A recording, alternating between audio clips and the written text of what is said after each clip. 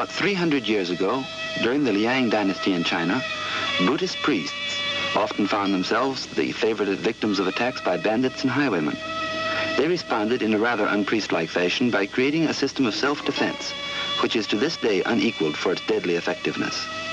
Thus was born the vigorous art of karate, a form of self-defense in which no weapons of any sort are used.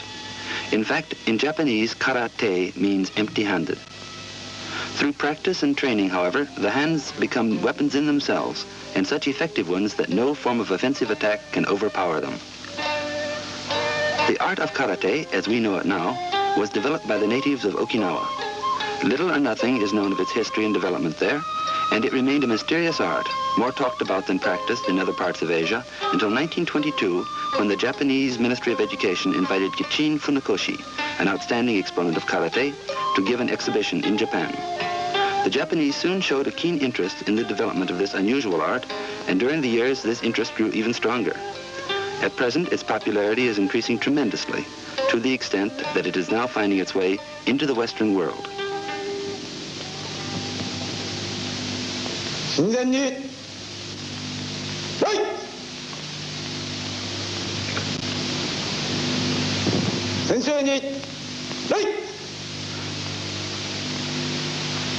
Karate uses every striking surface of the body, both for defense and for attack. Especially important are the hands and feet, which are systematically trained until they become the most formidable of weapons. Since karate is essentially a defensive art, they become defensive weapons, to be used when attacked, in which case they are also used for counterattack.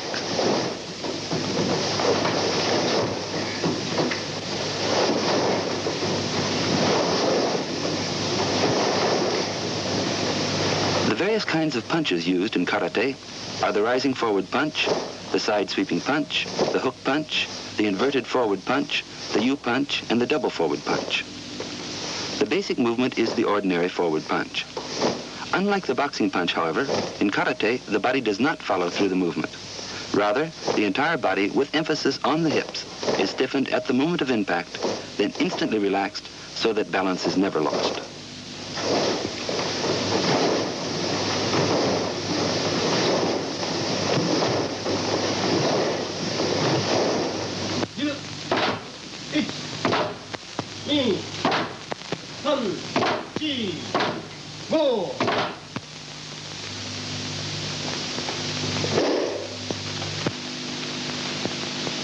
Just as important in karate as the punch is the kick.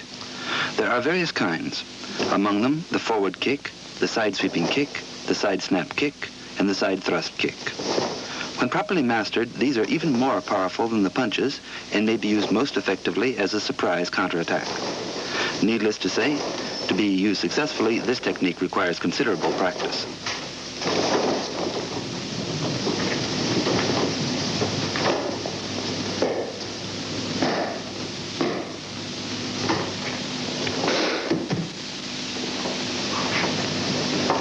The basic principle of karate is that a strong defense is the best possible offense.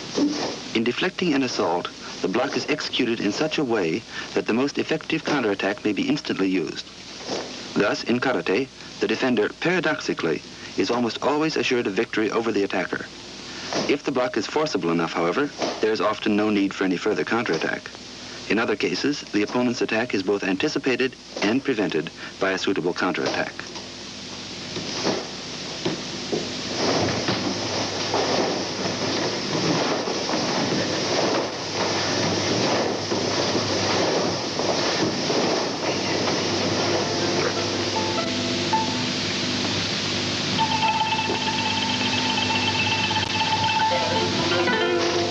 Learning the formal exercises is one of the most important facets of karate training, for in this art the body must be made into a veritable weapon. These so-called kata, or sets of exercises, include all the various kinds of punching, kicking, and blocking, so that all kinds of imaginary attacks are successfully blocked and followed by effective counterattacks. There are more than 50 sets of such exercises, most of which were long ago developed by karate masters so that the students might practice by themselves. Some kata emphasize elaborate movements, while others specialize in speed.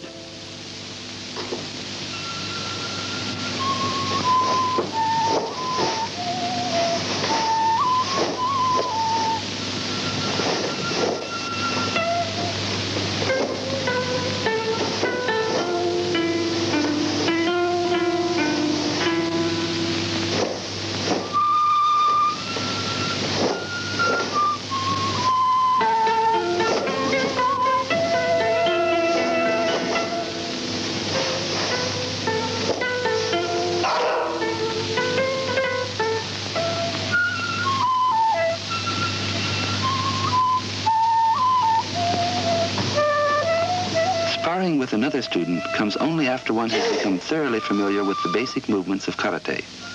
In these mock fights, the attacker is prearranged, and the defender is required to apply the block proper to the mode of attack, following with the counterattack.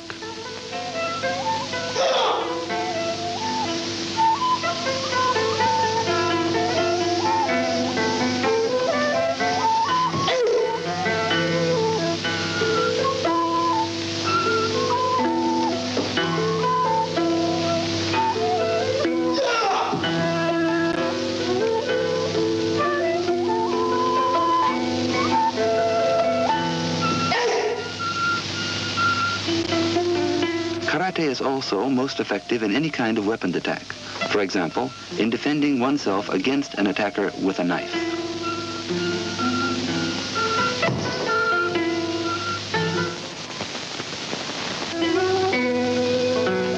Boxing and karate share some common elements, but are actually quite different.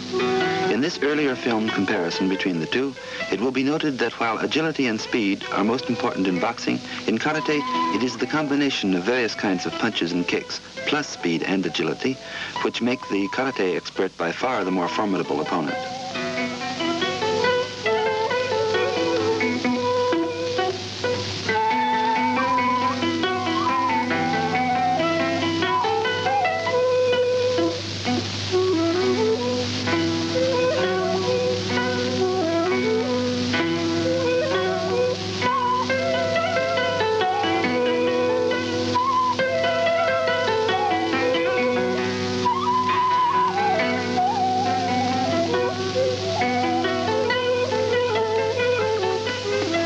Recently, the art has been gaining popularity among women. Since brute strength is not required, and since karate is more an art than a sport, one may become adept by learning its fundamentals, by constant practice in muscular control and body coordination. Thus, even the most slightly built women may learn a very sure means of self-defense.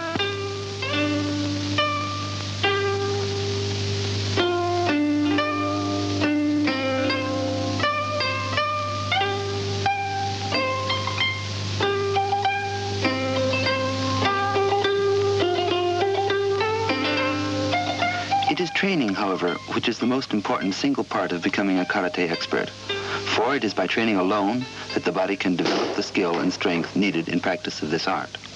Thus, one of the tests of proficiency consists of breaking 3 one-inch boards with the fist or feet, or cracking 10 pieces of slate with one blow.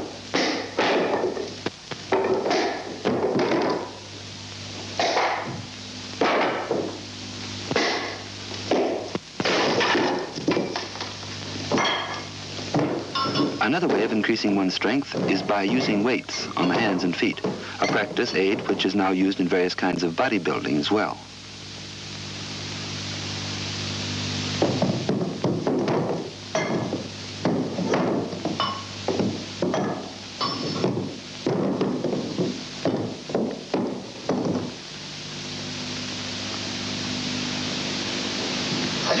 After mastering the fundamentals, the student is ready for freestyle practice. Unlike the sparring practice, here the attack is not prearranged. By this time, the karate student is able to stop his kicks and pull his punches just short of contact. This he must do in practice, or very shortly he would have no one to practice with. This freestyle practice can be quite dangerous if the contestants are careless or over-aggressive, but it does add an element of competition and gives excellent training in accuracy and confidence. As more and more people realize that karate need not be deadly, but may rather be a controlled and exercised sport, giving the students absolute body control, it is expected that these freestyle matches will transform karate into an accepted sport.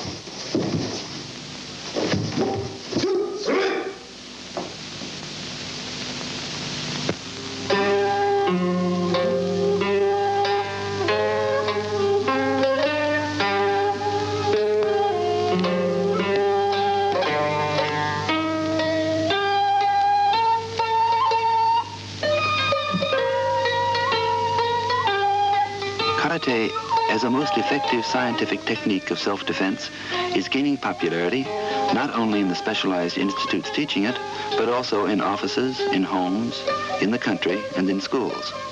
It is also becoming a part of the regular training of the American Air Police stationed in Japan.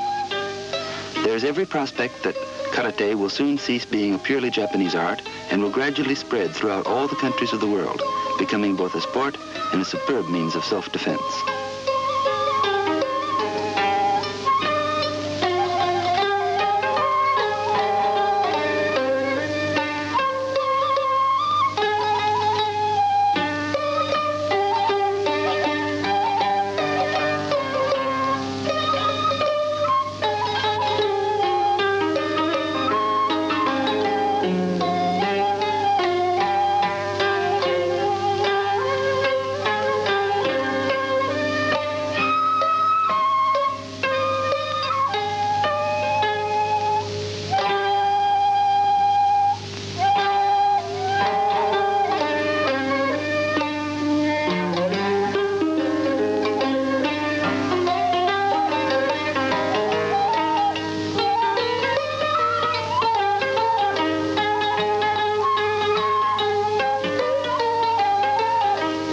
Credit for karate's present stage of high development is due to Mr. Funakoshi, the man who gave karate its first Japanese exhibition and who has devoted his life to the teaching and perfecting of this art.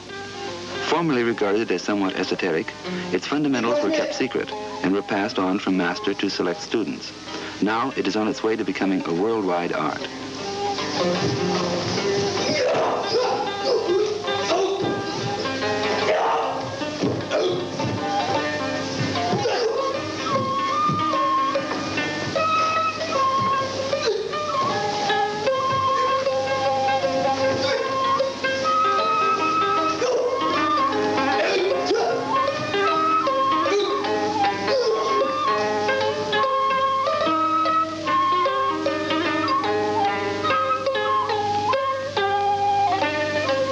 In its emphasis on successful defense, karate is based on the highest principles of sportsmanship and fair play. Its practice gives excellent all-round exercise and aids in muscular development. It also teaches poise and self-confidence. Because of its deep devotion to the principles of self-defense, karate is obviously not a sport which will appeal to those who want to use it as an instrument of attack or who are merely interested in the amount of damage they may inflict through its use. Since it does not teach how to harm others, but rather how to protect oneself, it will therefore attract only those who wish to combine clean sport with a tangible accomplishment. In this way, karate is an art, one of the most austerely practiced, and it is also a sport, one of the most rewarding ever devised.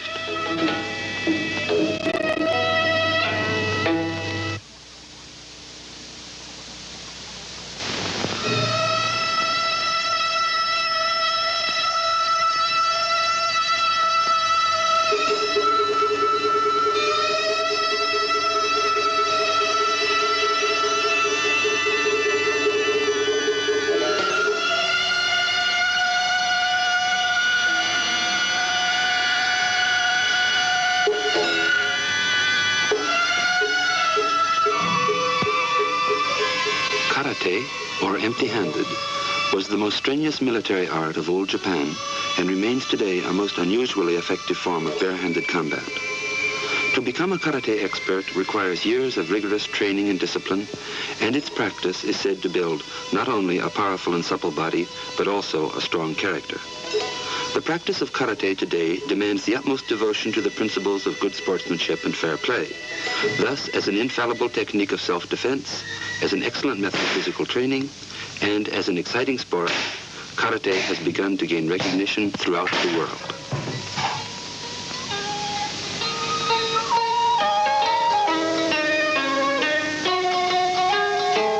Here are two karate men demonstrating the main principles of defense and attack in slow motion. This type of practice, in which the form of attack is prearranged, is what is first taught beginners. Later, as skill is developed, freestyle sparring, in which attacks are not prearranged, may be engaged in as a sport. When this stage is reached, punches and kicks are stopped just short of contact in order to avoid seriously injuring the opponent.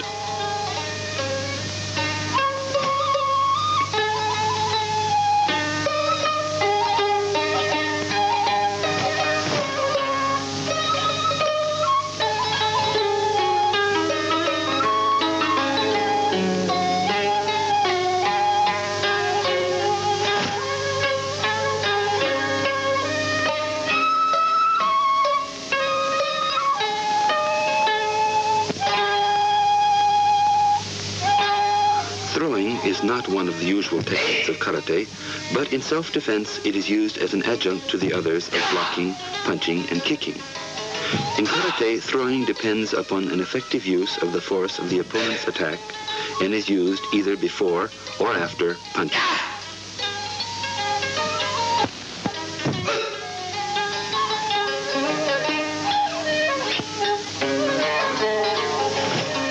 The so-called kata are sets of exercises in which the fundamental techniques of karate, such as striking, kicking, blocking, and dodging, are performed in a set routine.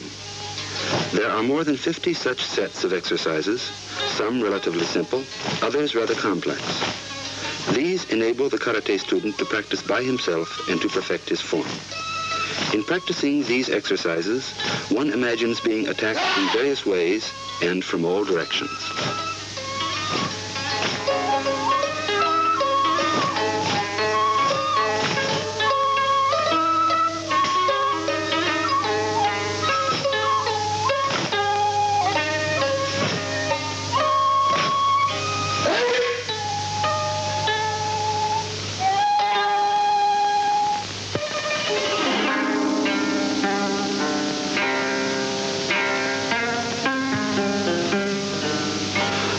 Karate's special virtue is its unique adaptability to various situations where self-defense is required. Here, it is used to block an attack aimed at one sitting on the floor in Japanese fashion. The counterattack is then successfully delivered.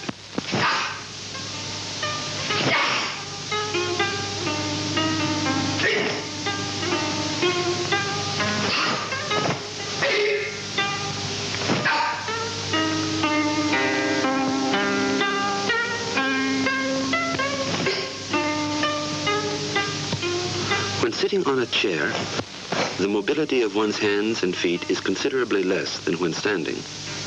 The karate expert, however, can skillfully block the enemy's attack and then deliver his own counterattack aimed at the most vulnerable point.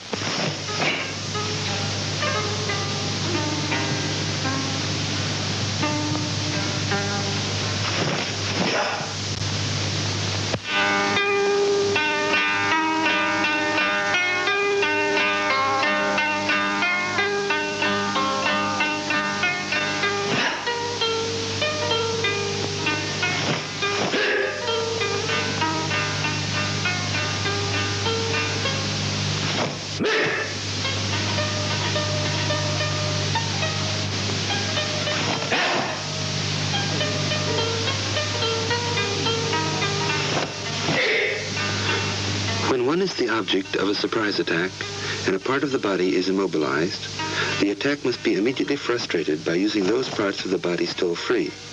Thus, if the hands are restrained, the body must be instantly maneuvered so that the feet may be brought into play.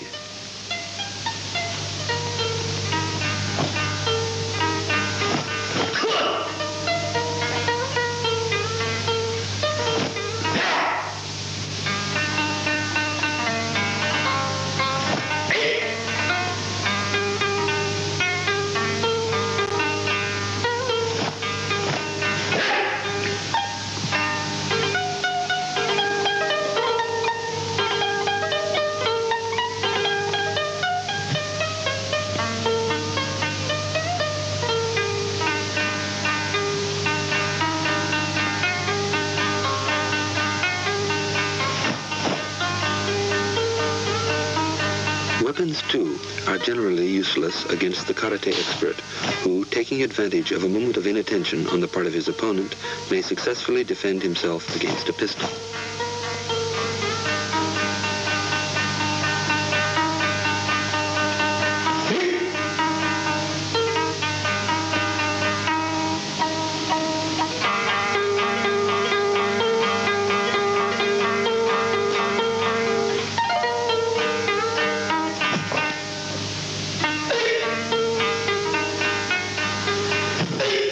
Even when the attacker uses a club, the good karate man can fully protect himself through skillful body movement, blocking, punching, and kicking. The heaviest of weapons is no match for the hands and feet of the experienced karate player.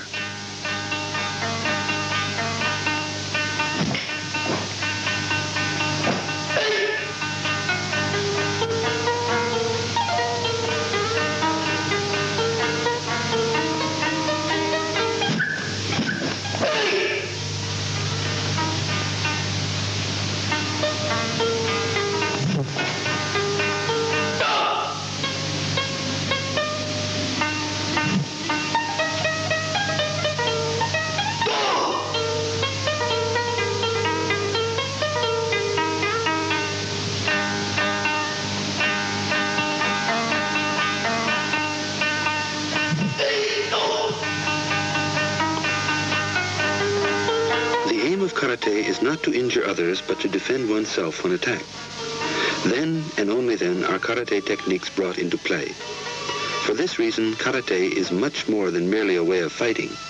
It is a controlled and regulated sport, the art of which consists not only of the most absolute self-control, but also a complete observance of the universal code of good sportsmanship.